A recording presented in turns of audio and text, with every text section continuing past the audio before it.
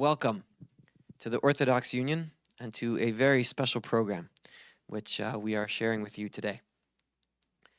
You know, being on Som Gedalia, having to be in the middle of a Seir Simei Tshuva, just coming out of Rosh Hashanah, fasting, thinking about serious and important issues, thinking about Hashem. Spent the last few days, maybe the last month, Elul, holy month of Elul. We say the king is in the field. Hamelach. We change our davening. We include Melech, the king, who is with us. And our faith, our relationship to God is so focal.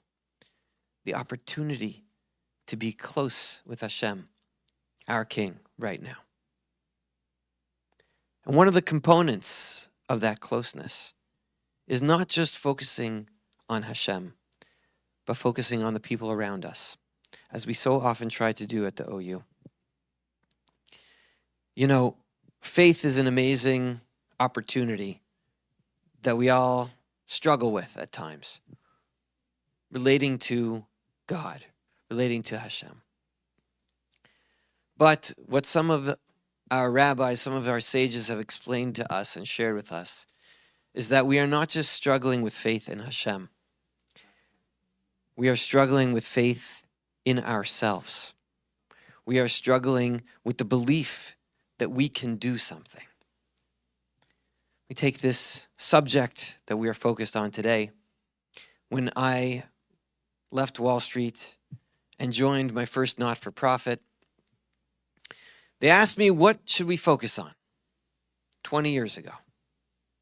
And the subject was, what are we doing about single Jews? What can we do to help them? We put together a newspaper. We sent it out, had incredible, very thoughtful rabbanim, psychologists, singles themselves, so importantly, sharing what they felt were the important ideas and opportunities that people had to help this population, to work with the population. And here we are 20 years later, and we still have all of those opportunities. And it's not because we don't believe in Hashem, that Hashem can solve this. Perhaps it's because we have to believe in ourselves, that we can make the changes, that we can improve the lives of so many people. There's so many different sugyas, so many different topics, areas that we focus on at the OU. But for today, for this moment, for this hour, we ask you to join us in focusing on this topic, on this sugya, on this group of people who we love and who we appreciate and have what to share with us and what for us to learn from as well. The king is in the field. We are in the field. This is our opportunity. I wanted to share some of the people who were involved in putting this project together. The Center for Communal Research, work of Rachel Ginsberg, our marketing and communication department, Rivki Schwartz, E.C. Birnbaum. Of course, my partner, Rabbi Moshe Hauer, who has been a driving force behind this, and his partner, Rabbi Swilly Mutzen, who has been helping to move it along because of so many priorities. Rabbi Mutzen actually sent me an email just before that I thought I was going to have a chance to read, but I don't like to hold things while I'm reading. It has a list of about 20 to 22 different people from 7 different departments at the OU who collaborated in order to make this happen. We thank each and every one of them, and we thank each and every one of you for giving us your focus and your attention and the belief in yourself that we can make a difference.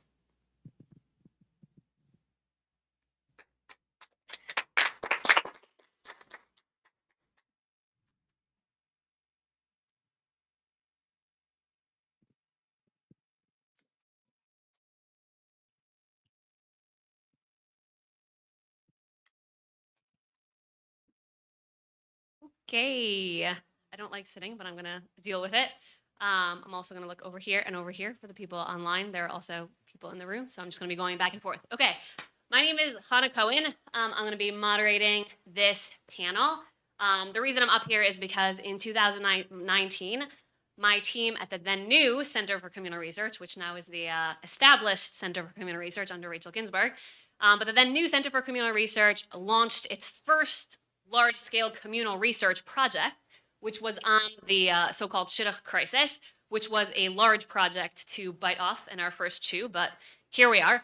We did a large mixed methods research study, which in normal people language means that we sent out a huge survey through the major dating platforms like Saw You at Sinai, YU Connects, who collaborated fantastically with us, Partners in Shidduchim, the Baltimore Shidduch Center, et cetera, to which around 2,300 plus single men and women across America, across locations, across hashkafic brackets, all ages responded to. And we also did close to 100 in-depth interviews of single men and women, of shadchanim, of community leaders, and then we put it all back together and analyzed it and wrote it up. And that's part of the study that has been disseminated through the Jewish Action and in different shuls and in different capacities through the OU.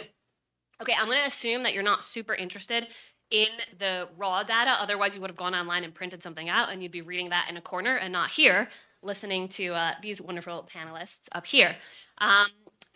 This panel is going to be actually about really basically only one thing, which is arguably the most important central finding of all of the research that we did and all the analysis of the research that we did, which is this, that there is more than one shidduch crisis, and actually, that's really good news.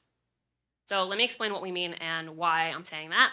So credit to for the articulation of this goes to Rabbi Shlomo Goldberger of the Baltimore Shidduch Center, who in one of our many, many, many hours of kind of his helping us with the survey and analyzing it and doing it together, he articulated it this way. And if you listen, you'll hear this everywhere when you talk to people, especially single men and women, about the shidduch crisis, so to speak. He said, listen, Hannah, when people say the shidduch crisis, they actually mean one of two completely different things without really differentiating between them. The first is what Rabbi Goldberger called, the crisis of process. This is what we classically think of when we talk about the shidduch crisis, so to speak. It's, the age gap, is there a demographic issue that's causing the shidduch crisis? It's shadchanim, should we pay them? Would that help? Would that not help? It's like websites, how people think about them and dating events, et cetera, et cetera, et cetera. But then Rabbi Goldberger said, listen, there's actually another shidduch crisis that people refer to very explicitly, which he called the crisis of experience. And he said, that's how single men and women feel and feel treated in our Orthodox communities while they're single. And once Rabbi Goldberger said that to me, it kind of like blew open all of this data that we'd found and all of these interview quotes that I'd had. I'm going to read you one, who we'll say is from someone called Libby, who was in her upper 20s. She was from an out-of-town community, living in a different out-of-town community. This is it in her own words. Again, you're going to hear the crisis of experience, what we're calling the crisis of experience. Listen to what she said. Quote, wanting a relationship and not having it yet is very difficult. People struggle with that, and that's real. But that's 10%. Oh, and that 10% would already be difficult. But I wish people knew, when she said people, she means us, right? Everybody. What I wish people knew was that 90% of the struggle of this stage of life is how I'm being treated in my own community. And I'm just like, why do we even have that 90%? It doesn't even need to be here. The 10% is hard enough. Right, so you hear her saying 90% of the struggle with this stage of life, 90%, that's her number, is how I feel treated in my own community while I'm single. That's the crisis of experience. So that's what we're going to be discussing today. And the reason that that's really good news is because of everybody who's in this room and everyone who logged in online and everyone who's been at all the different panels that we've had in the different cities until we got to this point. Yay, we're here, right? Which is that there is so much intrinsic motivation in the general Orthodox community to do something about this issue. But until Rabbi Goldberger said that, I felt at least like how many people have tried to set somebody up? Probably most of us. How many of them have actually gotten married? Probably like basically none, right? Like nobody I ever set up goes on more than one date with each other, like ever, right? So I am like, man, I can't do anything to affect the crisis of process, the shidduch crisis. I guess I'm useless. All I could do is hope for the best. And this crisis of experience shows us that actually the first place that we could start working is how we treat people and how they feel treated by us in our own communities. And that's really the core place where every single one of us, is asked to step up. And that's the first place we can really start making a difference. And answering how to do that is what this panel is going to be discussing today. So a little bit of housekeeping from my own vantage point. Again, I'm going to be the moderator. The reason that I'm here is because I was the lucky gal who did all of those qualitative interviews of the single men and women, also part of the shadchanim, and analyzed everything, et cetera, right? But hearing it from them changed something in me.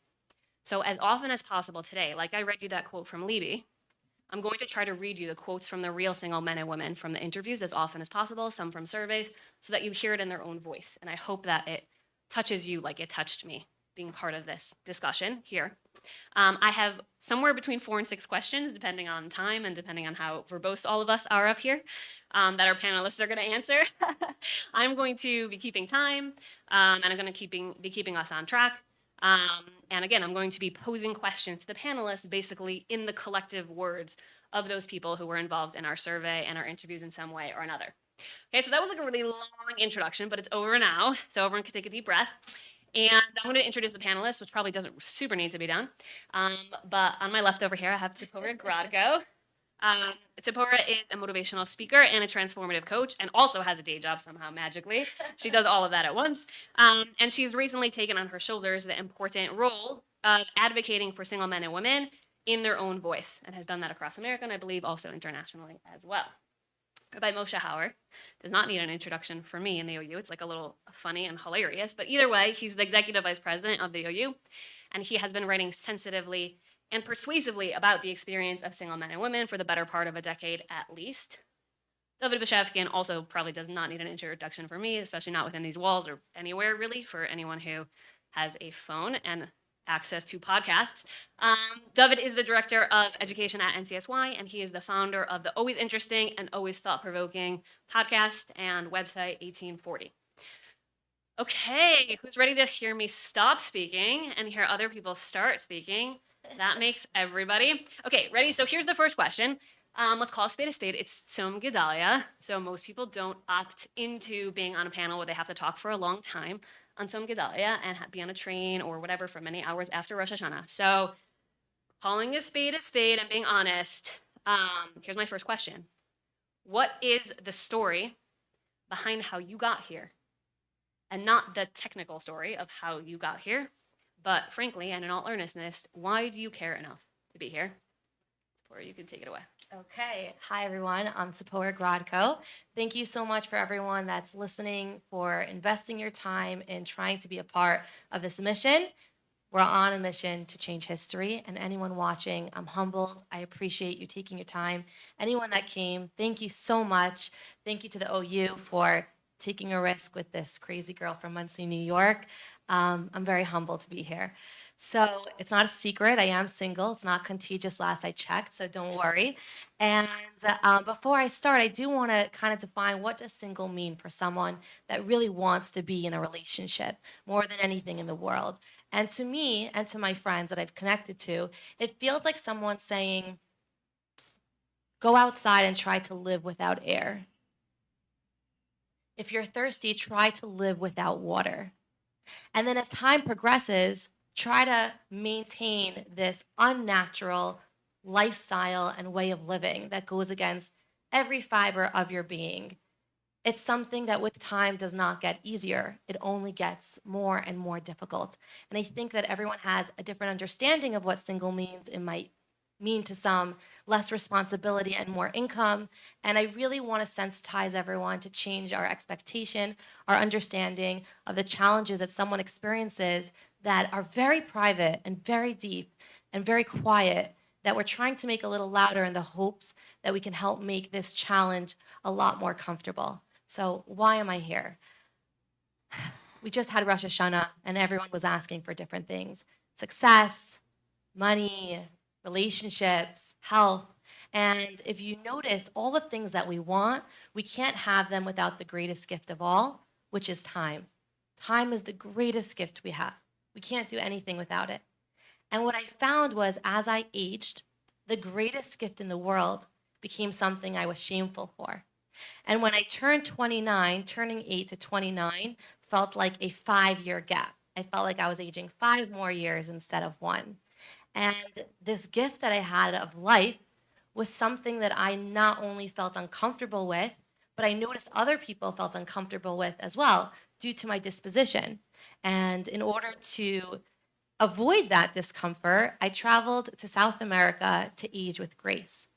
And after speaking with my friends who felt like they were hurt from the dating process and not their date, seen for their single status instead of their social stature, I realized that if I have to run as far away as I can from a community that I'm supposed to feel proud of, to feel like my life still has fulfillment and value, and like fine wine, I'm aging instead of like a dying flower that's not being fed. If I have to travel to South America to age with grace, then that's an issue. That's something that we can change.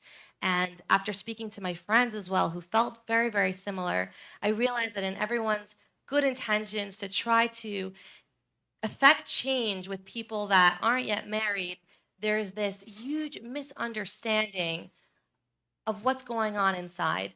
And I decided to take a stand and let everyone know, because I know that with an exceptional community like the Jewish people, once people know, they'll be so enthusiastic and excited for change. So I hope that today we could change the folds of history and plant the seeds to enhance the lives of those that really, really need it, and not underestimating that it has to happen once a match is made. It happens way before that. And that's why I'm here.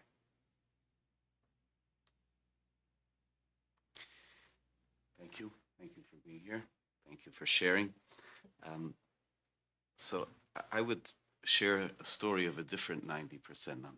You shared Hannah in your introduction, but Libby said that 10% of her issue was the fact that she didn't yet find her match, and 90% was the experience of living with that in the community. A number of years ago, I read an article. It was around this time of year, which was written by a communal rabbi here in the New York area, who I knew and respected, and he said the following, and I found it very, very impactful. He said that he decided to look at his schedule, his ledger, and see how his time was used. Rabbis spend a lot of time working with individuals, addressing their challenges.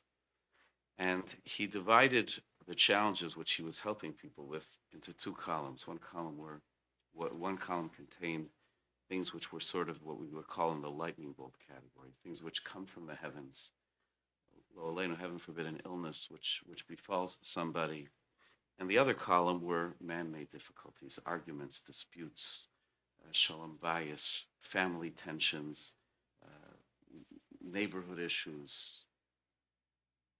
And his estimation, it wasn't audited, but his estimation was that he was spending 90% of his time on man-made issues. And I didn't do a comprehensive audit of my own time. At that time, I was serving as a congregational rabbi. But what he said resonated. And if it wasn't 90%, it was way too high. And we walk around sometimes with deep philosophical questions about why God does things. Why did God do this to me? Why did God do this to this person? And those are questions which we know necessarily that we're going to be unable to answer. But when you consider that such a significant proportion of what we experience is biyadeno, is in our hands, and it's not a failure of faith. It's in our hands. HaKadosh Baruch Hu asks us to be shomer mishmarto, to do the things that he would want taken care of in the world. So much of it is in our hands. So then we need to work proactively, not just to try to solve the problems that we have created for each other, but to figure out how we as a community could shift to create less, to be able to make our community more nurturing, more supportive for everybody who's in it, and whether it's in specific, particular interpersonal situations where we need to learn how to handle them better, treat each other better and figure out how we resolve difficulties that we have with each other in a way which leaves everybody standing, leaves everybody strong. But also when it comes to a macro issue like this. And I would say that's why, we hear our team here at the OU prioritized it. And my dear partner, Rabbi Josh Joseph, who introduced this, he accurately said, we're just asking you for this hour. But that's like a salesman who says, I just want you to take a test drive. And then they want you to live with that car for years. And that's what this is about. This isn't about an hour. This is an hour to allow you to hear the voices that Chana and the CCR team amplify, to hear the voice of Tzipora, to hear this discussion, so we as a community could do better for each other. We're not just going to hear about this for an hour. We're going to make the difference. We have to keep it in front of ourselves. And that's our commitment, because we have to do better for each other. So this is a very pregnant time with memories and nostalgia about my own experience, which is why I think it meant so much to me to be invited to participate. Tzipora mentioned, the feelings of what you had when you daven. For me, I got married a little bit later. Honestly, anytime you get married later than you wanted, it feels like you're in this abyss, like you're isolated. You don't know how your life is going to unfold. And I remember one of the most painful experiences for myself was not the davening, but the brachas that you would get on Erev Yontif, around Rosh Hashanah time, leading up to Sukkot. There's like a way the community relates to you. Like the first year that you get brachas, it's all caps. This is your year, 11 exclamation points. It's like really, they know. And you're excited too. You're like, oh, this is my year. 2 years later, no more all caps. It's lowercase. Hope this is your year, 1 exclamation point. Then okay, I think I'm in trouble here. 5 years later, it's like, I hope you find clarity, period. And you realize that you're being seen, and the way that you start to look at yourself is as a problem, as somebody who doesn't have their life together, who feels that you are less than whole. And I think for myself, the one thing that I really emerged from this entire period in my life was, instead of just looking at like the search to get married as this like difficult experience, and now I'm past it and I can move on and focus on other things, I really found it was formative in the way that I reflect on myself religiously, emotionally, and was a paradigm in a lot of senses for how I approach life itself. And that's why I think that's why I'm here, because after I got married, I continued to write about my experiences. I continued to write about what it was like spending a Pesach Seder by myself, what it was like spending a Yom Kippur by myself, what it was like having feelings towards Sukkot, which was a yontif I had a very, very difficult time with, because my whole life felt like Sukkot. My whole life felt like I was every year new roommates, new living situation, new apartment, and you're building this hut that feels like your entire life is a sukkah. Your entire life feels impermanent, and learning how to feel that stability and that anchor in my life, whether it was that period or now, are things that I developed and reflected on in the journey of through singlehood and now married. And I really think this is the most formative journey that somebody goes on. Everybody goes through this period, and whether or not you're at the destination or in the middle or whatever period of this journey you're on, I really feel like it is the most auspicious time to really learn how to live life itself. Ooh, okay, I speak for all of us to say that the only reason we didn't applaud each and every one of them is because it's more important to hear them than to hear ourselves clapping. But know that in my head, I was like, yeah, for all of them. Yeah, getting some nods. Okay, good. They're all nodding, I promise. All right, so let's jump into some of the data that we found. Okay, I'm gonna ask the people in this room and the people not in this room to do something a little funny. I want you to raise your hand in response to this question if you agree or disagree. I'm going to give you the prompt. Here we go. Okay. So in the survey, we asked single men and women at some point whether they thought that the treatment of single people in their community was a problem. Okay. So we asked single people whether they thought in their communities that the treatment of themselves basically was either a serious problem, somewhat of a problem, or not at all a problem. So I'm going to do, it's probably like not a representative sample. Rachel, is this a representative sample? Nah. Okay. But still, it's just interesting to think about it. Okay. And also to make this wager, right? If we stepped into some random shul, put like a little pinpoint on a map and went into the shul closest to it and asked everybody in the shul, do you think that this is a problem? How many of them would raise their hands? Let's ask over here. Raise your hand. Put up your hand. You online too? Put up your hand if you think that treatment of single people, not in your own community, because no one wants to throw their own community under the bus, but raise your hand if you think that treatment of single people in our communities at large is a serious problem. Raise your hand. Now, keep your hand up. Also raise your hand if you think it's somewhat of a problem. Serious problem or somewhat of a problem, also raise your hand. Anyone who's not raising their hand, like by default is opting out, which is totally fine. Don't worry, we're not judging. We'll just like you take note of that. Okay, we're all taking notes. That's what David's doing over here. But okay, so when we asked this to single men and women themselves, 79% of them said that they thought that treatment of single people in their own communities was either a serious problem or somewhat of a problem. Okay, so again, this is like really calling out at us that they feel like something is off. Okay, so just to give you context of what this is, Libby, who I quoted before, her comment that I read to you was actually in the context of a story she had just told me that I didn't share with you, but I'm going to share it with you now so that you see what they mean. What does she mean? What do people mean when they say that the treatment of single people is a problem in their community? So she had just talked about going into a new shul with a friend of hers who was married wearing a sheitel. She was not. They walked into a new shul. The woman who was like part of the greeting committee of the shul walked up to them and starts telling her friend with the sheitel all the programming that they have in shul. And then she turns to Libby and looks at her, blinks, and walks away without saying anything. So again, that was what prompted Libby. Yeah, there's like a few like cringes over there, right? I hope we all sort of felt like that, right? Like that was what prompted Libby to say this. Like 90% is how I'm treated by my own communities. So obviously, the flip side of that is this feeling of welcoming and belonging. That's so much of what we heard from the single men and women in the interviews and in the survey and in their responses is really wanting this sense of belonging and community. So here is the next prompt for our panelists, which is this. I'm going to ask a different one to each person, so don't worry, I will repeat it again. But Rabbi Hauer, why do you think that this is the case at large within our Jewish communities? Tzipora, can you speak to a time, a place, or a story when you were given the message that you were welcome and belonged within the Jewish community?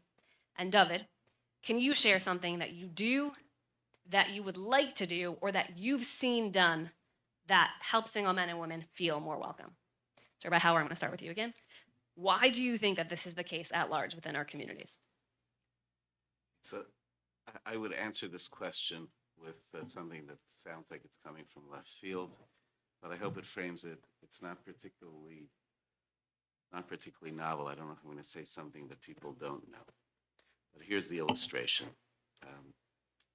Some time ago, a family who I was connected to through my shul wanted their child was trying to get into a particular school, which they felt was best for them, a particular yeshiva, their son to get into a particular yeshiva.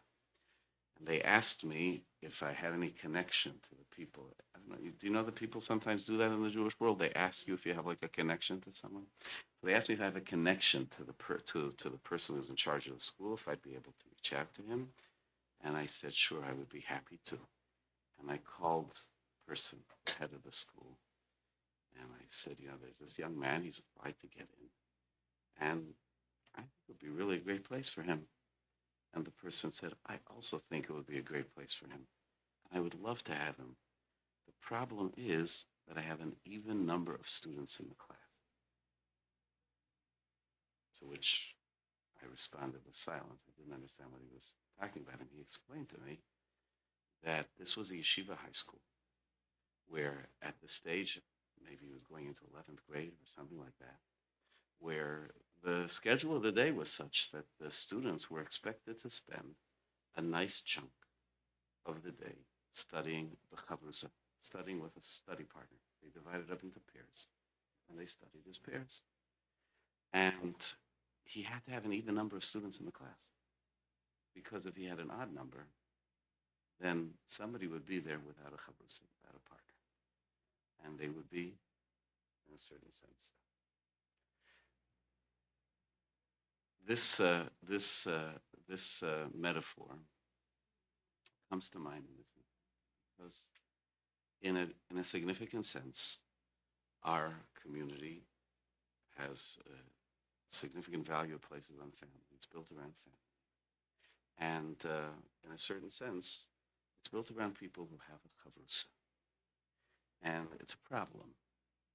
It's a problem. It's a good thing. We celebrate family, and family should be celebrated and strengthened. And in anything that we pursue, in this subject or in any other, we of course don't want to do it at the expense of championing the value of family.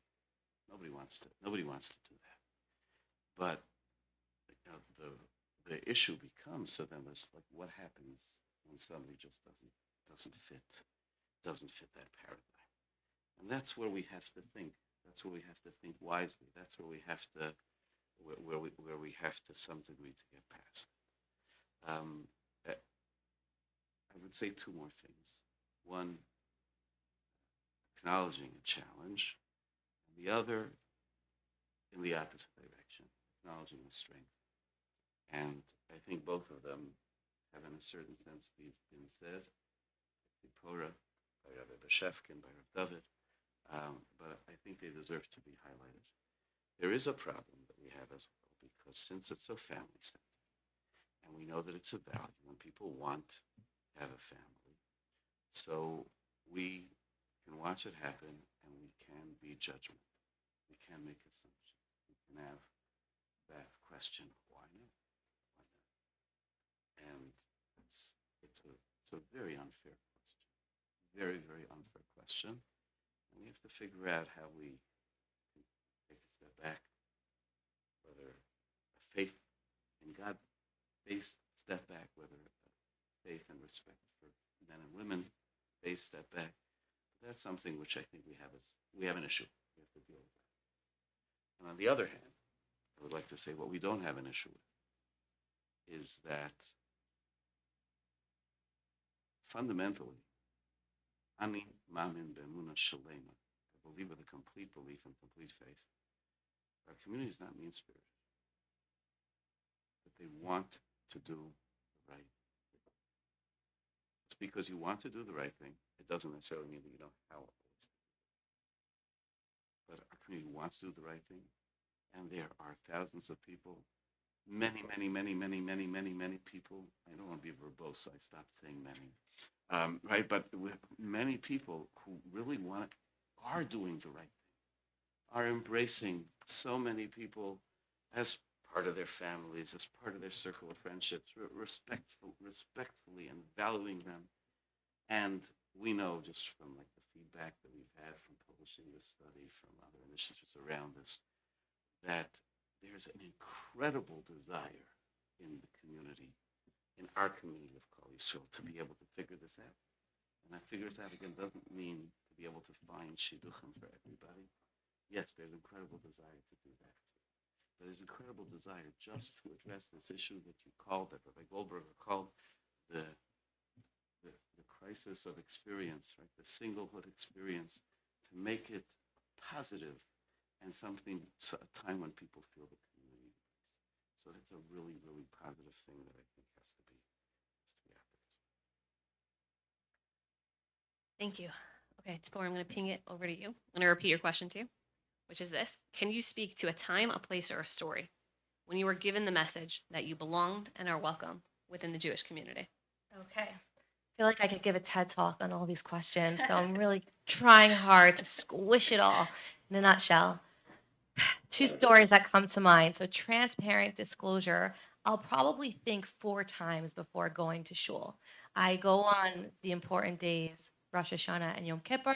Any other time, I really triple guess, because a place that really embodies family and community is a hard place for me to be in if I don't feel a part of a family or community. Now, I have a beautiful family, blood relatives, but to come without having a partner waiting outside for me when I walk down the steps, or a little kid that's running around with a lollipop that that is the majority at my shul.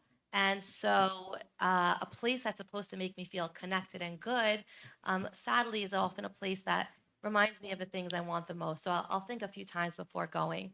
And when I have been there, the person that would sit in front of me, shout out to Denise Rosenthal, we're not in touch. We don't really have a relationship. But every time I came to shul, she would turn around, she would see me, give me a warm smile, a wave, and if she could reach my shoulder, squeeze it and just say, "It's so good to see you," and then turn back around. I didn't get the 20 questions. I didn't get the tilted head of sad eyes of, "So what's new?" with the little slap that women sometimes do when they hit you, which makes me feel like saying, what you want to share, I don't have to offer. If that's what you're alluding to, still single. Look at my hand. So just simply greeting someone with warmth and kindness is such a simple way of making people feel included. You don't have to worry about what you'll say. Just greeting someone and saying your presence enhances my company, that makes you feel so wanted. And I think that's something that everyone can practice, men and women. So that's one story. Another is I have such exceptional friends that I feel very indebted to who invite me for Shabbos. Shout out to Pora and Chaim Schwartz for dinner. Essie Usher Sandrovic, Alana and Akiva Mace. And often I'll feel I want to keep coming for dinner and Shabbos, These are my investments. And often I'll feel a little indebted. Naturally, I'll feel indebted. Like I'm coming with what? My flowers her husband could have bought, my games she doesn't need. I'm coming and it's hard to always be on the receiving end. And so because I feel indebted and uncomfortable, I'll naturally gravitate towards trying to help, whether that's with the kids or in the kitchen. And when there's guests over, particularly on Shabbos, I've found that my friend brought to my attention, I didn't realize I was doing it, I'll gravitate towards the kids. By default, when we feel uncomfortable, we feel unnoticed, we try to busy ourselves because it protects our ego, it makes us feel more safe. And that's what was happening. People would come over to talk to my friends, to engage in conversation, and I just wasn't being welcomed into the conversation. I wasn't being addressed. I wasn't being engaged. I made efforts. And so I would gravitate towards the kids where I felt more comfortable and more accepted. And I was at her house and we were on the couch. She was talking to her friend, politics, school, child rearing. And there's no need to change that conversation. That's what's taking place. And I can enjoy listening, but I can't really contribute. And so her son came up and said, "Can we play with Sephora?" And I was getting ready to get up thinking, thank God, I don't want to be here. I don't feel very comfortable. And she said, "No, Sephora's with the adults right now." And I thought, I'm part of the adults. I know that might sound funny, but I felt not included. And she said, "Sephora's actually going to sit with the adults right now." And he walked away. And I looked at her and I was a little surprised. And then we got up to leave the family. And I said, I never realized it, but I think I do that a lot. I think when children are around, I'll gravitate towards them on Shabbos. And she said, "I noticed you do that. And I'd love to have you around. It bothers me as a friend because I want you to be with me. Why do you do that?" And I realized that in my quest to feel accepted and wanted and more comfortable, that's what I do. And her noticing that and her treating me the way she would treat her friends who also have kids and not looking at it as a favor of, thank God my friend who's single at Sephora could distract the kids so we could engage in conversation. That was such a big eye opener for me. And I see people smiling, so I know they could relate. That was two different experiences where I felt welcome. All right. Whichever. David Rabbi Beshevkin. Rabbi David Beshevkin, here's your question. Ready? Can you share something that you do that you would like to do or that you've seen done that helps single men and women feel more welcome? My thoughts when I was listening to all of this, and it's like kind of like a good news, bad news situation, is I never really felt that there was an issue with the way the Jewish community treats people who are single per se. I think there's a larger ambiguity and difficulty that people have making friendships in adulthood. I think it's really hard to make friends when you're a grown up. And and it's kind of good news, bad news. Like the good news, as Rabbi Hauer emphasizes, like I don't think anyone was deliberately malicious or was everybody's well intentioned. But the bad news is, and I say this as somebody who is married and does have a family in that traditional sense of the community, it doesn't end there either. Meaning, I still think, and the Shabbos table economy that we all subject ourselves to is not really for everyone, and it can be very alienating. I felt alienated being the one single person at a Shabbos table, and everyone else is talking about their family. I feel pretty alienated when I'm at a Shabbos table and everybody's talking finance or medicine, and I'm like the one rabbi there, and they're like, "So, do you teach? Like." No, I don't teach your second grade kid. I don't have any. I don't have a Dvar Torah at the Shabbos table. You didn't ask anybody else for a Dvar Torah. Like, what? Why did I get singled out all of a sudden? I think people have a hard time feeling any difference because we are such a close knit community, and I think it's really hard to make friends as an adult.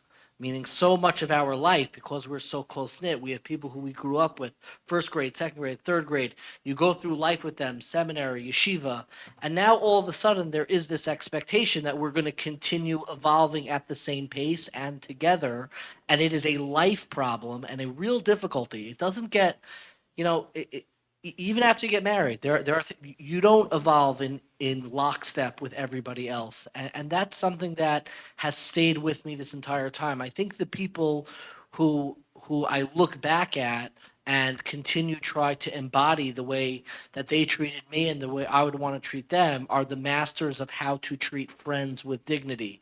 And I would highlight two things. There's a friend I have. He happens not to be married now, but he really was one of the few people who allowed me to be a full and complete whole person when I was dating. I was extremely lonely. His name is Shlomo. He knows how much I love him, and I always describe him as my most loyal friend. And the reason why is because we could, of course, unload and have very real conversations with each other. How's life? Because we were close enough to answer those questions. But we sent each other and we reached out with one another with things that were incredibly silly. Narishkeit, actual narishkeit. You want to know what I appreciated when I was single, and what I try to mimic? And tell me if you don't appreciate it, I'll stop. Somebody sends me a funny clip that has nothing to do with dating, just something that's funny. And I'm like, oh, I appreciate that. Like, thank you for sending me a meme that has nothing to do with the fact that I'm single, that I'm dating, how stressful dating is. Like, just send me a regular funny clip, like Zetov. Like, that's good. You could just send me regular Narishkeit. And I appreciated that. I think the other thing that I appreciated, and this is a step up, were people who sought my advice on things that did not have to do with dating or dating matters, but people who related to me when I was single and relating to others, realizing that everybody has a rich experience in which they draw upon. And the fact whether or not they are married or not, yes, they may have insight into the shidduch crisis and the two shidduch crisis and crisis of experience, crisis of process, and what can we fix and what can we do, all these things. The thing that I actually enjoyed most and I try to elicit most when I'm talking to people who are not yet married is seeking their advice on things that have nothing to do with marriage or dating. Not that they don't have a ton to share on that, but there are other issues in the community that they should bear upon and that they should have a voice on. And allowing them to have that voice the same way that your Joe Yokel accountant is trying to fix a tuition crisis. He doesn't know how to do it, but he sounds off too. Letting people sound off on all the issues, seeking their advice, seeking their experience on things outside of dating, I think is a very, very important matter and shows people you're a whole person. You have experiences that would educate, inspire, edify, even outside of this experience. And yes, send Narishkeit, send cute clips, recommend, I don't know, recommend movies to each other. I don't know, like regular stuff, regular friendship stuff, Scandalized. regular friendship stuff that I think is very hard. I think there is an issue of how to make friends as an adult, and we don't usually talk about it. I moved into my community. The most alienated I felt among my friend group was the year I got married. and learning how to step off of my social support system that was kind of, I created over many, many years, and into the communal social hierarchy and how all of that entire social economy works. That first year was actually the lonely. I had a very hard time making friends as an adult. I think a lot of people still do. And learning how to do that, I think, is really at the heart of the avoda of making more welcoming and uplifting communities. Okay, beautiful. So, what Zipporah and Rabbi Howard said is going to lead into the next question. I want to reflect a tiny bit on what David said because you kind of echoed something that really touched me just in the data, and I'll just take 30 seconds to talk about it. Which is that I think that when we heard community leaders in shidduchim and other people who were kind of like the I don't know, involved in some way in shidduchim talk about what they thought single men and women wanted, they often talked about like positions of leadership and this kind of like status and stature and kind of like kavod that they felt like single people were lacking and should be given and that they were discontent about. And when we spoke to actual single people themselves, what they often said, and this really moved me, was that they really wanted a place to contribute, both to belong and feel welcomed, which is part of this, but I'm really happy that you added that layer on top of it, David, too, which is they wanted to contribute, and it kind of struck me how much we lose as a community if we don't allow that. If for whatever strange reason we think that there are people who cannot contribute, right? There are single women who say to me themselves, like the Female, I work in Congress, I live near DC, right? I work in Congress and congressmen come and ask me my opinion during the daytime, but then I come to shul and no one takes me seriously because I'm not married, right? Like chaval for us. Chaval for us as Jewish communities that we don't let everyone contribute who could contribute something. Okay.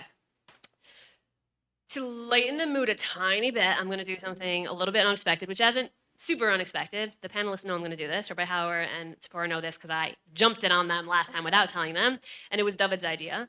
I think he called it popcorn questions. Me and Rabbi Motzen have been arguing about whether or not he actually called it that the whole time, but that's what we're calling it. So I'm going to ask, it's only going to happen in this public torture session. You could thank David for it afterwards. It was his idea. This public torture session will only happen to you once. I have no memory of any of this. No, good. I'm really glad. It will only happen once to each of the panelists. It's going to happen in turn. Rabbi Hauer is going to be pegged with the first one. I got the sense from Rabbi Hauer last time that he was like epically disappointed that I didn't ask him a harder question. So You got a wrong impression. also, this is my last run, so I can't be fired anymore from this panel, and I'm still here. So here we go. Here's the rules of the game. I'm going to read you a quote from a real person that we interviewed. It's going to be pretty short. I'm going to give you no context other than telling you who they were. You could only agree or disagree and give a one-line response. Imagine that you're at Kiddush and that you're walking out of Kiddush to go somewhere, and you hear someone near the door say this to somebody else, and you could only turn around and respond to them in, one or two lines and then leave. So Rabbi Howard, here's your quote. It comes from a Rebbitzin who is a community leader in education. Here's her quote. Agree or disagree in one-line response. This is so fun. Okay, she said this. I want to push back against the shidduch crisis framing. It is very clear that more young adults are getting married later, but I think more young adults are getting married later because of a reordering of life priorities and a rethinking of what marriage is, some of which we might think are healthy and a good thing. I think that in the centrist, non-Orthodox world, we would probably think it's a good thing that women and men have different sets of aspirations for themselves that don't just lead directly to marriage at the age of 19.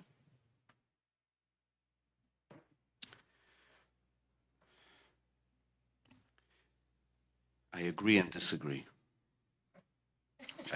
I agree and disagree. I think you could say that there certainly is something about people developing themselves, and there's part of it is that people want to wait a little bit, which is fine. But there are a lot of people who have reached the point where they're more than ready, and they are waiting. And therefore, to say that it's not a crisis because people have chosen, or that I don't agree with that at all, not for a moment. I stuck to 2 sentences. I wasn't verbose. They were long sentences, but there were only 2 periods. So thank you for qualifying. Okay, ready? Here's the next question. So both Tzipora and Rabbi Howard, and I think David also alluded to, if you're paying attention, which is hard to do on a fast day, let's all be honest about that. But if you're paying attention, you'll notice a certain pattern or a thread in the stories that we're telling, which is that a very large portion of the pain that is put on the shoulders of single men and women seems to be coming from what we could call well-meaners. That was a phrase that I learned from two single women that I was speaking to about this. They called them well-meaners, which are regular people like me and you who genuinely often are really trying to help. That's what Rabbi Howard said before. They're well-meaners in the genuine sense, and they just somehow stick their foot in their mouth and, do something that causes some pain. So for an example, is a young woman in a community who was telling me that she said, Hannah, you know what I dream about? I dream about going to what's like the local supermarket in New York City. Is there anything like that? Not really. What's it called? Evergreen? Okay, Evergreen. I dream about going to Evergreen and having someone come up to me and saying, "Hey, how are you?" And I was like, I don't get it. And she was like, because this is what happens to me instead.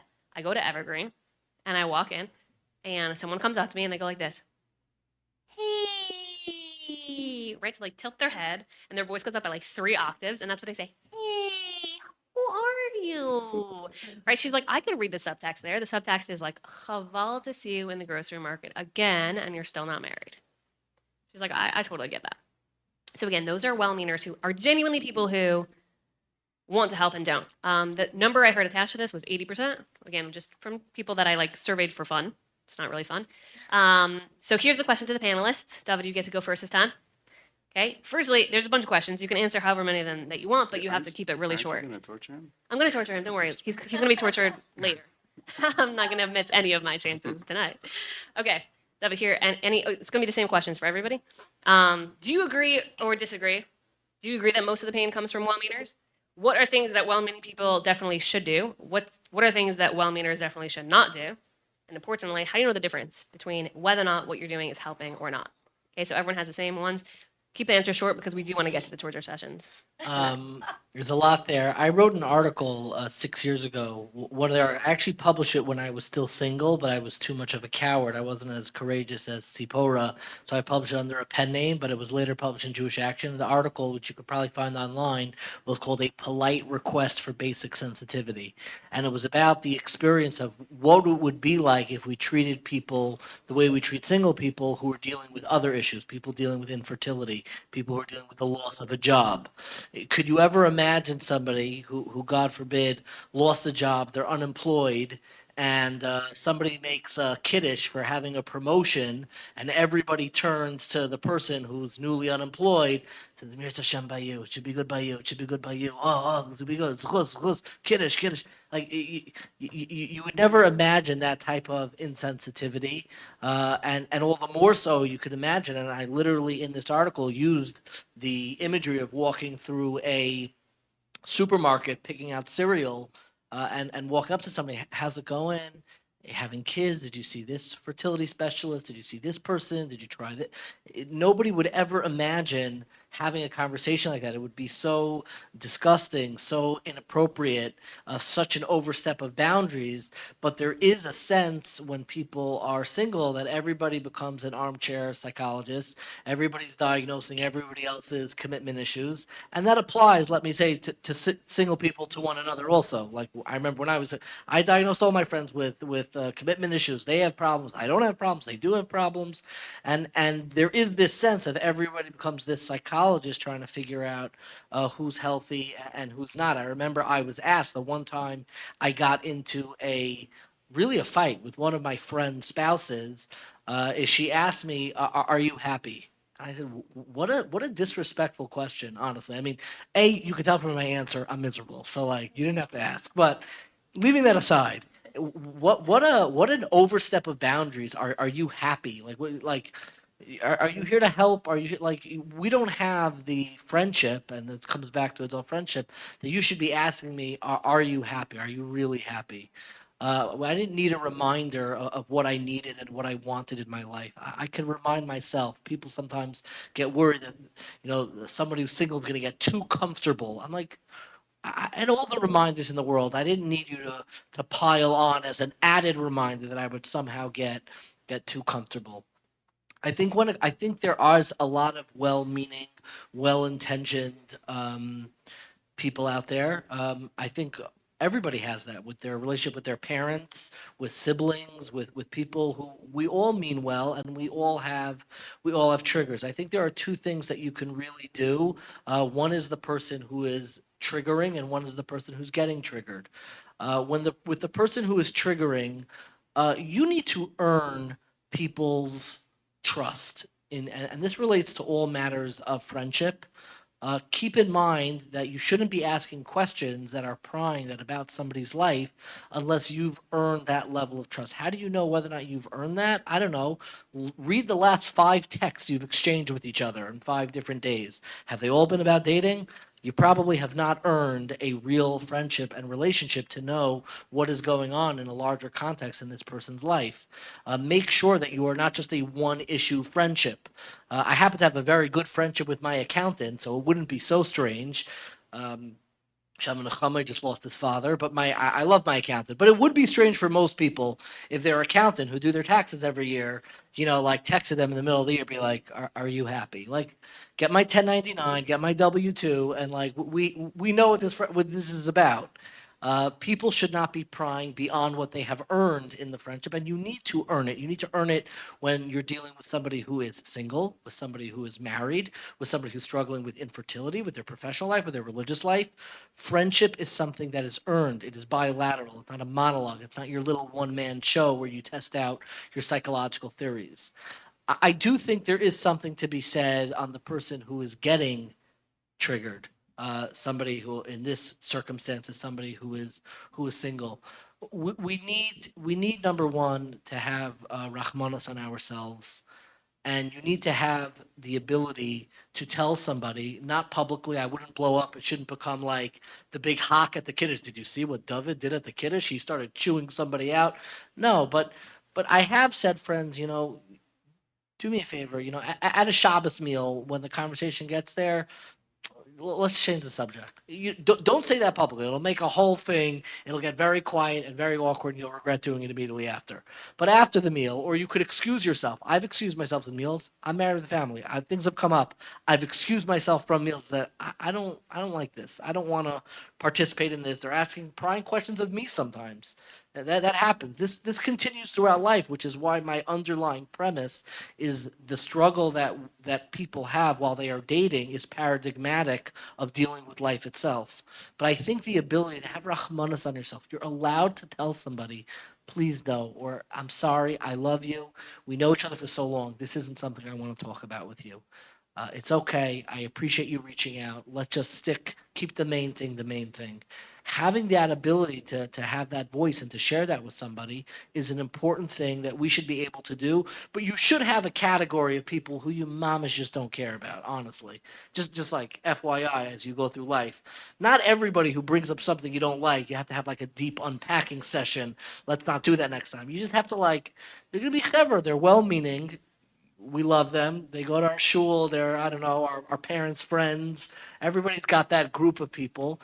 And you just gotta, I don't know, gotta nod it off. Set yourself up for success. Don't hang out with them on Shabbos. You can avoid people. But I think some of the ownership of setting yourself up for success, being honest with friends when you don't want to talk about something, being honest when all you want, I just want to vent. I don't want to hear your advice. Just listen for a second. These are normal, healthy things that we should be able to tell one another again as we construct healthy adult friendships. Okay, thank you. I'm changing the rules of the game. You're not allowed to answer all 4 of them. That was great. Oh. No, it was great. I actually want to cram in a bunch of stuff. My watch is over here. Okay, so answer some of them. Yeah. Okay, Rebecca Howard, you can go next. Which is okay. Tzipora, you go next. Which is do you agree that most of the pain is from well-meaners? What are the things that well-meaning people definitely should not do? What are the things that well-meaning people definitely should do? And importantly, how can you know whether what you're doing is helping or is not helping? Okay. Thank you so much, David. I don't listen to Hannah. Answer all the questions, No, it was please. fantastic. I'm sorry. So it's very interesting. I used to be very curious about people. I used to be very curious about this theme. I would see that as people stayed single and got older, they seemed to be less and less and less religious until at some points they just weren't a part of the Orthodox community, let alone any Jewish community. And I couldn't understand it because at that time I couldn't imagine why someone wouldn't want to be a part of the community.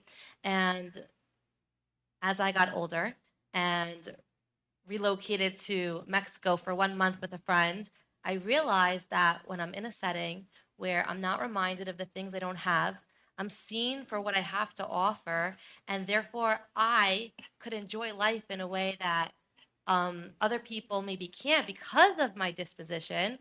Life is so much better. And that was so sad to me. And that was a theme I found amongst a lot of friends that I have, some who are not practicing, some that are traditional, and some that practice publicly. But when Chag comes along, they say, you know what? This Pesach, if I don't have a place to go, I don't know if I'm keeping. So I understood that. And some things that people can do is be warm. And as David said, this is really in all areas, in all categories. Be warm and inviting. Think outside of yourself and ask yourself.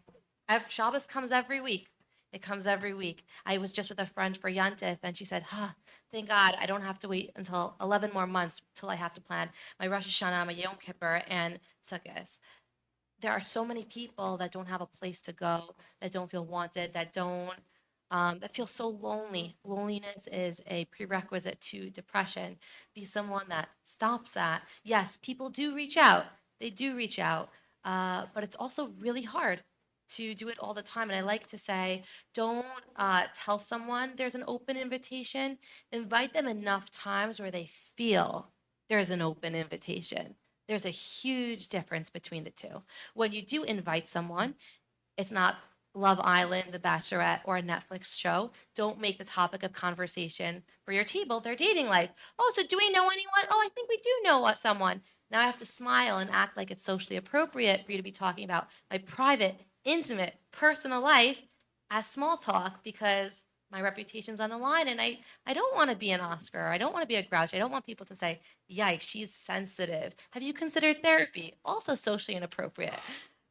So let's not make someone's private, personal, intimate life the center of conversation for everyone to discuss. Let's invite people into the conversation. One of my good friends, when it comes to the Shabbos meal, she doesn't go around saying, what do you do?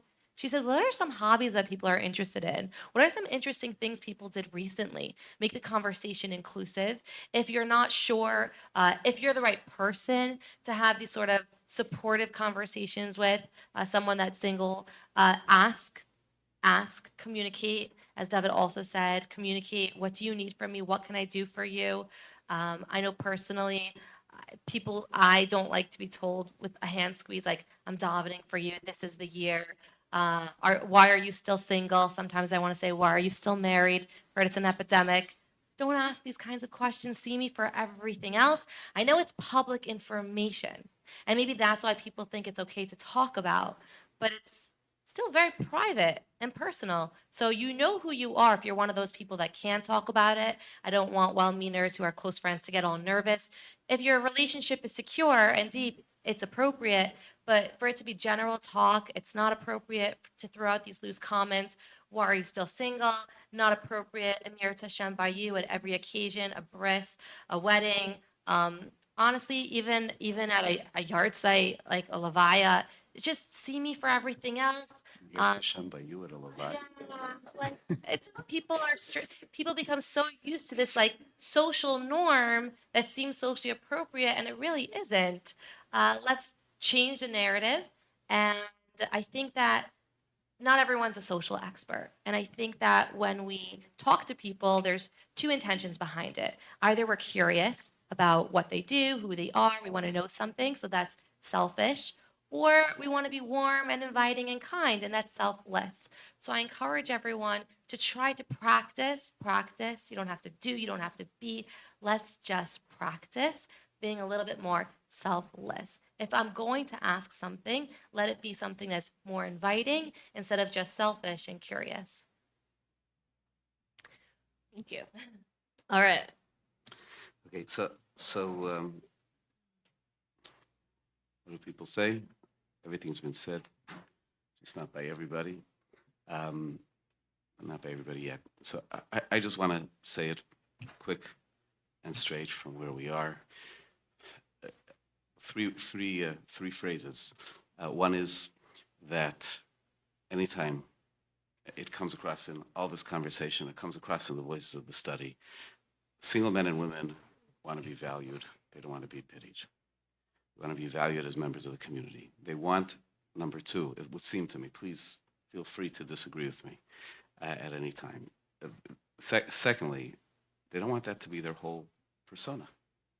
You know, that language of the Mishnah in Pirkei Avos, have done es kol ha'adam. They judge all of the person favorably. Like sometimes we just focus in, we zero in on something. People don't want to be, what's your phrase you say? They don't want to be identified by their status, but by their stature. And there's a whole person. It's the same thing, valued, not pitied, not focused on this. And the last, which is this issue of the privacy, especially, you know, at work, where the work community doesn't revolve around whether you're a single person or you're a married person. So, you know, you go around. That's your private thing. This is something which it is more obvious within our world, within our community, and it's an almost unpreventable invasion of a person's privacy. Just, you know, life itself. Here we are walking this. We go to Mexico, so then not everybody's walking there. Like, well, what's going on? If you're not in Mexico, if you're in, you know, Muncie, so then it's a different story, and we need to respect that. We need to respect that, and I think therefore, if I could get to something specific, what we pick up along the way sometimes is conversations about details, which are not productive. Details like exactly how we refer, exactly how we greet somebody who's waiting. What should I say? What shouldn't I say?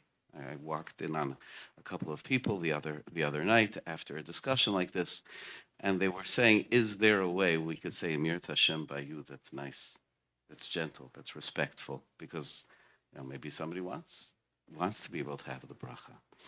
And like, I think that instead of trying to think about the delicate way to say it, where in our society sometimes we're so preoccupied with saying the right thing, not saying the wrong thing, what we need really is the reframe. And the reframe is, this is a person, it's a whole person. They don't want to be approached every time they go someplace because of this particular piece of their life.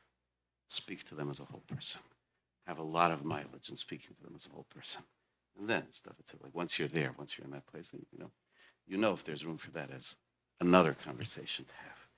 Can't be the conversation. Can't be all of life. Can't be an invasion of privacy that we're carrying around with us all the time. Thank you, everybody. I've officially relinquished my hope that we're going to get to more than one more question, which is probably good for everybody. So happily, the study's online, and you can go there and read it yourself, get a lot more information. But we're only going to get to one more question after this. So we now have a round of both Tzipora and David having a question thrown at them. Tzipora, you get to go first. Oh, this is the one-liner? Yeah, this is the one-liner. Okay. Okay, agree or disagree? And what would you respond in one line? Here we go. A quote from a single woman in her mid-30s living in New York. Mm-hmm. I think personally, I can't point to an issue within the system or with the community or with the Jewish community at large or with my own community. I can't point to, oh, hey, if only the community addressed this, then it would have been different. I can't really say that. For me, it was personal work that I had to do from very, very early on.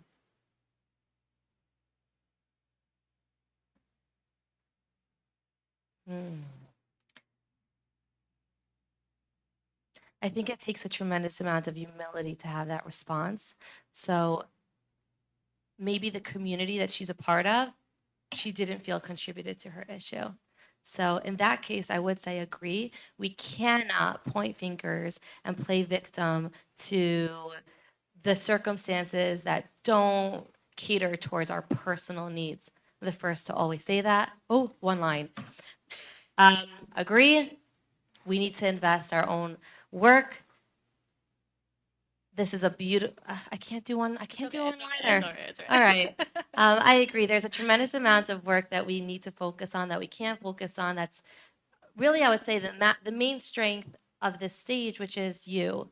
There's so much work and opportunity, exploration, evolution, development, and it can change your entire life. Be cautious to never, ever, ever play the blame game if there's no purpose. Inger without purpose leads to toxicity. If we're going to say there's an issue, don't just talk about it, do something about it. We can't play the blame game. We can't be a victim. There's so much internal work we can do to be above the challenges that present themselves. Right now, we're hoping to work together to make the challenges a little bit less difficult. So I agree with her. Yeah. Oh, I'm sorry. I will lose. Can't do this. Are you excited? Nervous? I What's your like that scale? last quote. That was good. Yeah. That was good, right? Was that me? No. Okay. Sorry. All right, here we go. This is from a young man in his early 30s, also living in New York. I don't think it's so important to fix the shidduch system. I think it's important to fix us. If we fix us, we wouldn't be having these problems. What I'm saying is that it's not the system. The system is not the problem. The problem is us. I just mean to say that the thing that makes me nervous is that if nobody understands that they're treating the symptoms and not the disease, then you just don't get treated. I agree with that. I don't. There's no such thing as, and you spoke about this. There's no such thing as the shidduch system. There are so many different ways that people date. I found for myself, and Tzipora had mentioned this.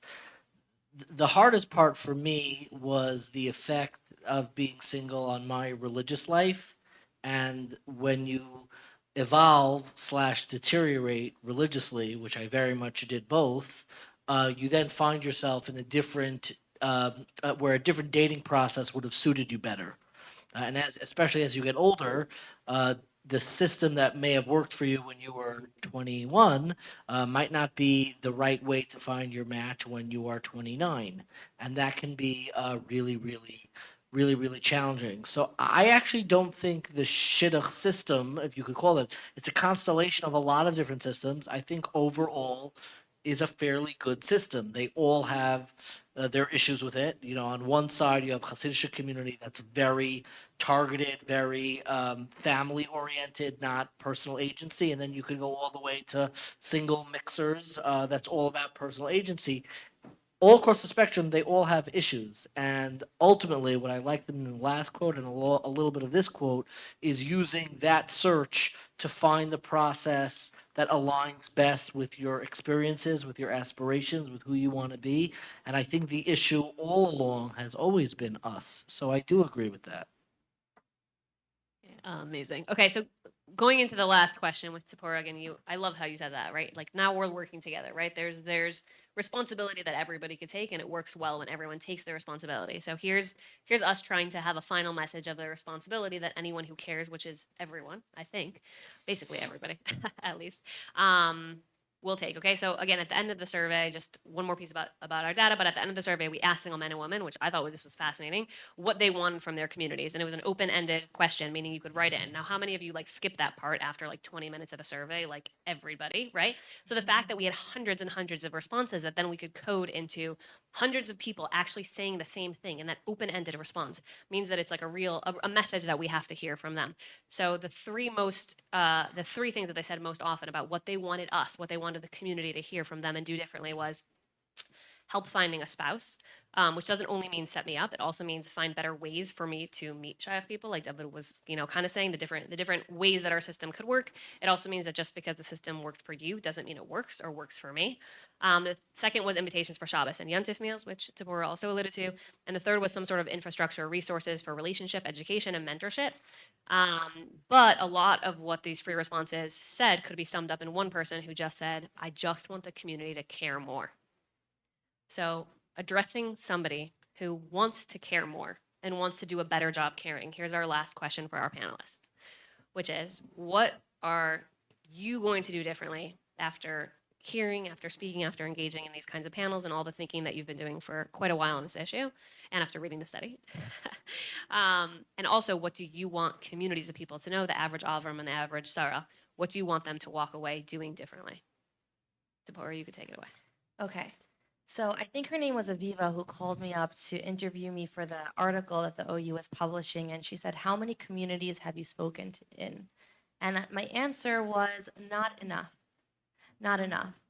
Through social media, community advocacy, partnering with incredible organizations like the OU, my goal is twofold. My first goal is on a communal level to educate on the challenges that a single experiences, to try to remove pressure, and this overlaps onto all areas of life, with infertility, social class, financial success, just all the superficial sheker that exists, to eliminate that pressure, humble ourselves to recognize that everyone has a timeline and everyone is going to meet their goals, their timeline at their pace. They don't need to meet our pace. So educate on the sensitivities that we'd love to have, reframe on the expectations the community may have, which requires a lot of humility, and really focusing on eliminating that pressure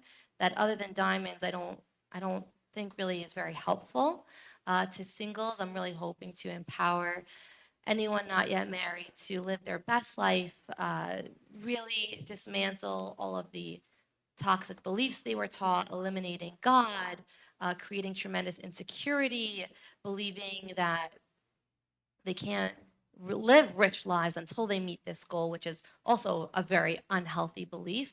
So it's empowering singles, and it's introducing to the Jewish community this this thought, this like value that we've had, where everyone has to be married at a certain time, have babies at a certain time, be a certain wealth class at a certain time.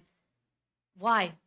All we need to do is focus on ourselves, on being the best that we can be for us, our families, and for the community, eliminating all that pressure. Trying my best with my resources, they're limited. Always welcoming sponsors and donors, and feedback from anyone that thinks, oh, I have an idea here, I have an idea there. I have so many ideas, and I'm so grateful for the OU for helping me launch one of them. So that's what I'm trying to do. This right here. This is where it's happening. Thank you. Okay, David. I'm going to say something a little crazy, and I don't want to be misunderstood. If I'm addressing somebody who cares a great deal, I might actually humbly suggest to care a little bit less, like dial down the intensity. I find a lot of people who are very fixated on this are sometimes coming from a place like, we gotta get her married. We like, why? Because it bums you out when you see her, because she makes you sad. Meaning, a lot of times the care and the intensity that I need everybody I surround myself with, and Sipora opened up with this, like, it's not contagious. Relax. They could still be a part of your life. You don't have to make it every time that you hang out. It feels like a Shiva visit. Like, it could just be like a regular, again, regular adult friendship.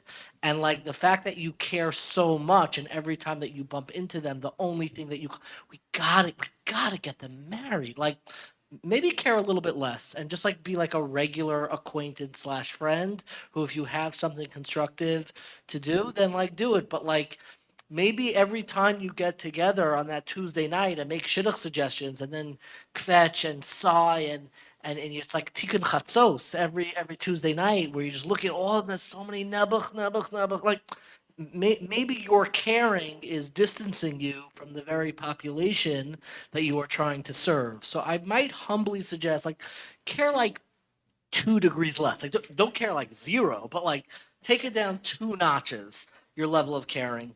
I want to mention something for me. I've mentioned this publicly before in terms of doing something differently, which is my experience, which you would never have imagined it. It is a scary, affluent, very socially cool shul. But in many ways, they saved my life specifically during this period, and that is the Young Israel of Lauren Cedarhurst. I stopped going to shul for many, many years. I was not seen in shul, in a very real way. It was very uncomfortable for me. Different experiences for men and women. Men, you don't have a talus, you get the aliyah habachar hakashav.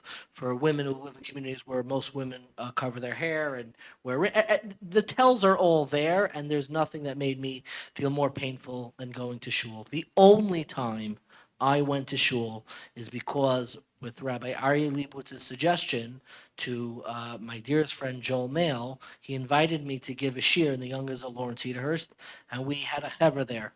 And when I was there, I didn't feel like I was single. I didn't feel like a nebuch. I felt like I was there to give a shir. They gave me a purpose outside of a problem. They weren't trying to solve a problem. They gave me a purpose. It wasn't because I was a nebuch. I thought I'd give a very fine chair. I gave it for for many, many years. I still go back every once in a while. But finding a way to connect to people outside of the lens of problem and solution. Oh, they have this problem. Let's fix it, fix it, fix it. Maybe they have something to offer you, and that's a hakar satov that I will have for the rest of my life. And I've said that many, many times.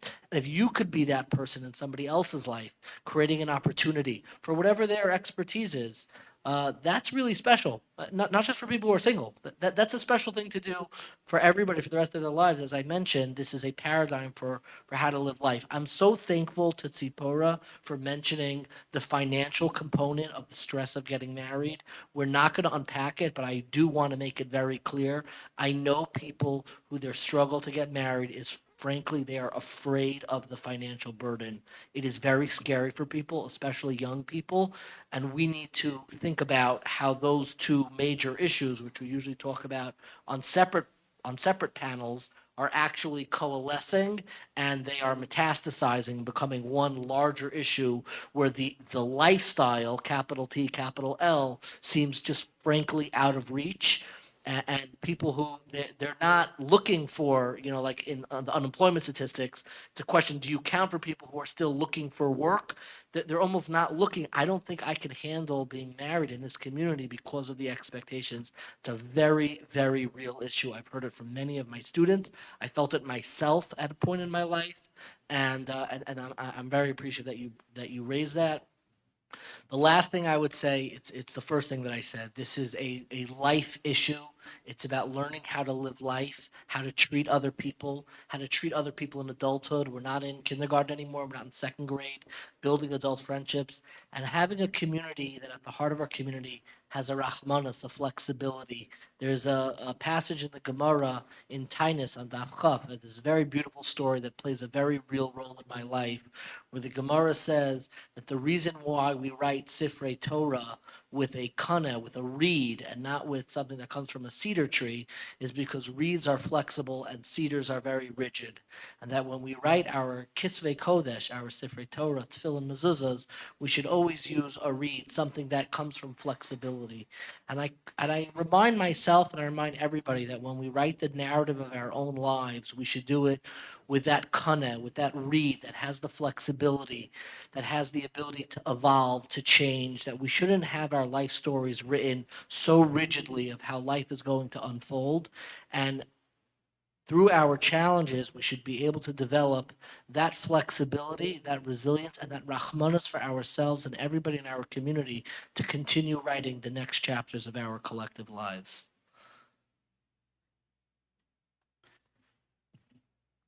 I want to take this moment first to just express gratitude to everyone, to Oren, to Rabbi Shefkin, and David for sharing here. We have a goal. All of us together have a goal. And the goal is that the community called Klal Yisrael, wherever it is, should be a source of strength and support to everybody who's a part of it. Community is an amazing, remarkable thing. And despite our blemishes and our weaknesses, it's where we draw the greatest strength from. I don't think it came up in our discussions about this, certainly not today, but there's an astounding statistic about people who attend a prayer service in a house of faith even once a week have 5 times less likelihood of engaging in behavior of self-harm. Right? Harvard School of Public Health. Because being part of a community, I should say, I'm a rabbi, I should say it's because they're davening harder, so God's looking out for them. I'm sure that that's a factor, but the most basic factor is that they're part of a community. People notice them. People notice when they're there. People notice when they're not. And that's true for everybody in the community. They're not just noticing us critically. And we want to make the community strong and embracing. I do want to say something, which is this is the 3rd time we did this. This is the first time we're doing it with cameras in front of us. And in my opinion, we did better the first 2 times. And it's not your fault, Rav David. It's my I know you're saying that. Okay, Rabbi, previously in It's this my chair, biggest we fear. had Rabbi Efrem Goldberg in Boca, and we had Rabbi Shmuel Silber in Baltimore. The difference between them is that the environment was such that we laughed a lot. When we had this discussion, it was filled with laughter. You know what I'm talking about? It was filled with laughter. Like there was a lot of laughter, there was a lot of banter. Again, I think it's just harder here because we're facing cameras, we got lights. It's a tanis, it's a fast day. Past 2 days were Rosh Hashanah. No, Slichas doesn't have And the I'm thing. here. And David's here, that's right. We can keep coming back to that. But we laughed at ourselves. And because we're funny. No, I don't mean we the panelists are funny. It's like we as a community, we're funny. I was about to say I'm flattered. We as a community, we're funny. We're funny. And if we're going to change, we have to recognize, in a certain sense, like, just you said you got to lighten up a little bit about this, like take it a little bit less seriously. I'm not sure. I agree with you. It shouldn't be, like this kind of thing. But part of it is you have to take the look back that way. I don't know how to articulate it any differently or any better, but I think that's where, to some degree, where change is going to happen. I want to say something intense, and then I want to say something just striking, which I heard from somebody else. The thing which is intense is something which I feel an obligation. I said it the previous 2 times. I think it's one of the critical findings of the study that took my breath away when I read it. And it's not a pleasant thing to say, but it has to be said and noted because not only is it sad, but it could be the measure of our success. One of the struggles, which is documented in the study, is the challenge of feeling loneliness versus feeling supported. And when single men and women were polled in the study, they said by a significant proportion that they have more of a sense of support from their friends than they have from their family. And that took my breath away. I am a big believer in family. I know that friends, I had lots of friends throughout life at different stages, and I remember most of their names, but they're not still in my life. Friends come and friends go. You know, B'li'ayin hara, family is not that way, is not meant to be that way. And there's a big difference between them. So how could it be? How could it be that people who are going through such a thing will say by significant numbers that they feel greater support from friends than they feel from family? And we have had theories about what it is. On one hand, of course, the friends who we're speaking about when we say that is friends who are experiencing the same thing, and therefore they can share, they can understand.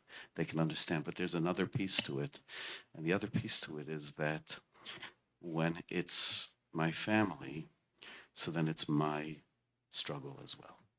And the struggle which everybody has as a family member is that when we worry about a family member, when we worry about our child, let's take that as an example. When we worry about our child, we should truly just be worried about them.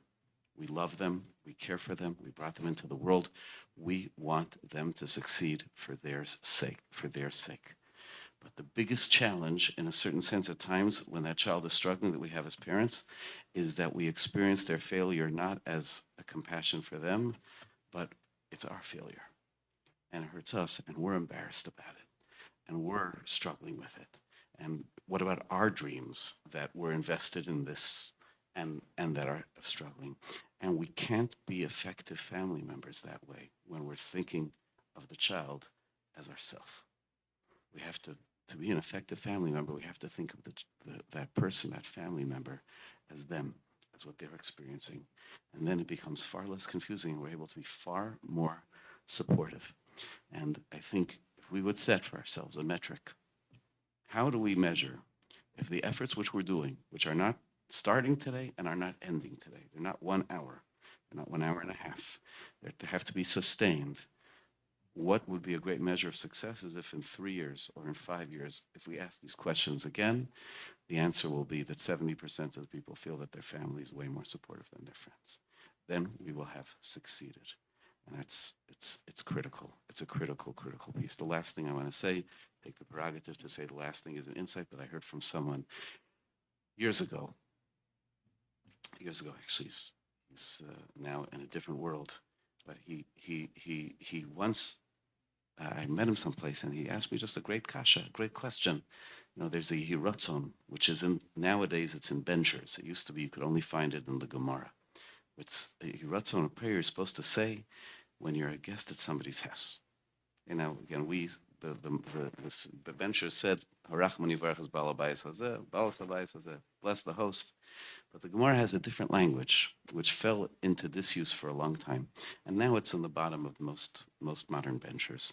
Yiratzon should be the will of Hashem that this hostess, they should not have any shame in this world or in the next world. And then it says, and their nechasim, their property, should be successful, ukroivim la'ir, and close to the city. And if you pause and you think about it, that's a rather odd bracha. Like, when was the last time you saw somebody and said, I wish you success in your business? All the time. I wish you success in what you're doing. I wish that it should be close to the city. Now, my wife happens to say that to me every day, right? But generally speaking, it's an odd bracha. And the person said to me something which is very insightful. He said, this is a bracha of an oreach. What does it mean, an oreach? Oreach means a guest. Where does the term oreach come from? It's from the same word as orach, which is the road. The guest wasn't the person, you know, in shul from 2 blocks over or somebody like that. The oreach was a traveler who came through town. Came through town because he's traveling. That's how he makes his business. And he comes to this house, and these people are gracious, and they welcome him into the house. And he's sitting there at somebody else's table. And that table is a family table, and everybody's there, and the person sitting at their own table, they're going to go to sleep tonight on a familiar pillow. They know where everything is, what everything is. And this person has, like, okay, it's this week, it must be Chicago. Next week, it's going to be Los Angeles. Next week, it's going to be whatever. And the person looks at this scenario, and they feel what they're missing. And they Yiratzon, they pray, you know something? You should, Be'ezus Hashem, you should always be able to have this. Your nechasim, it should be always krevim. You should always be able to be close to home to be able to have this. Why is that so insightful? I think there are 2 pieces about it, at least. One is that, you know, you're describing, you could sometimes understand, you know, when somebody comes and knocks on your door for charity, and you pause for a second, you say, like, 1 second, I'm here, I'm sitting in my house. I'm sitting in my house. That person, when was the last time they were home? And when we open up our homes to you know, to others, and make it their home. Make it their home. But just to be aware of that gap which is there. To be aware of it and to realize how someone's looking at us, at the situation. Awareness is, I think, the first challenge to be able to solve anything. And the other thing is that the person doesn't say he wrote some, that person should have to travel, so they should really know how I feel. I hope they have like some business trips coming up, because I want them to know how I feel. It's such a bracha of tovas ayin, such a bracha of graciousness. For some of them, it's very difficult. They say, it's a beautiful thing that this person's able to be at home. I hope it should always be that way. I hope it should always be that way.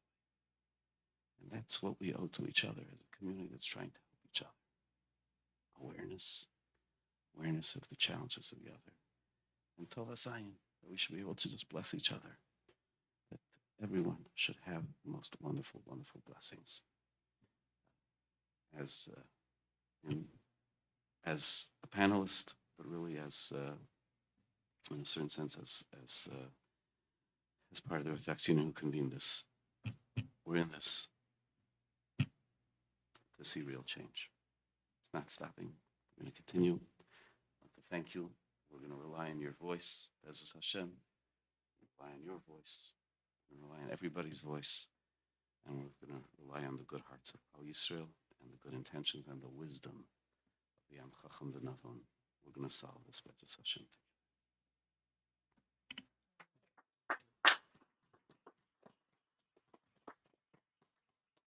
I had a conclusion.